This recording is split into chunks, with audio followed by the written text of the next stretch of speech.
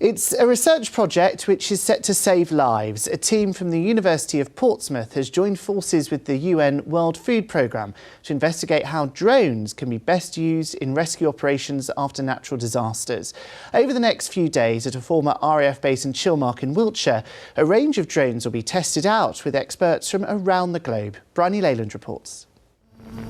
When disaster strikes like Cyclone Gombe in Mozambique this March, getting help quickly to those in need is vital.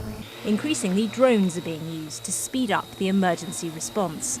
Last year, researchers from the University of Portsmouth were in Africa with the UN World Food Programme to evaluate different drones. This weekend, those experiments will continue in the Wiltshire countryside. Drones are completely a game changer. In an emergency, we'd be lucky if we've got a helicopter or two at our disposal. And even if we do, they can be better used for delivering food and for rescuing people. So our goal with this activity is to replace the use of helicopters in the search phase of search and rescue, and to use drones to identify the locations of everyone who needs a rescue, and then we can send the helicopters and the boats directly to these people to save their lives. So ultimately we'll be able to use our rescue craft more efficiently and save more lives.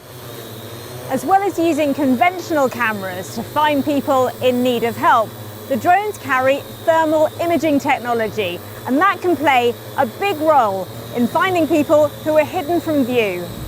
All right, target buildings in sight, and we're going to go to infrared, and we've got something down here.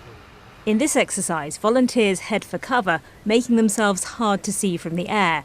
But it isn't long before these drone pilots from a search and rescue team in Canada locate them. 2 people under cover, tarps or some sort of protection. The team from the University of Portsmouth want to compare the effectiveness of different drones as this work continues over the next few days.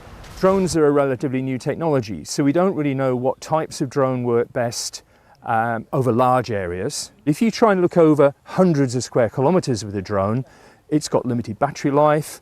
What is the best type of sensor to use? Colour, thermal or whatever. So we need to experiment to most effectively find people who've been stranded after a major flood or an earthquake or something like that.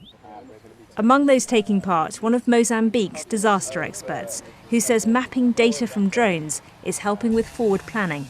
In future, we'll have very high resolution or very high accurate data so that we can prepare ourselves better to respond to a disaster.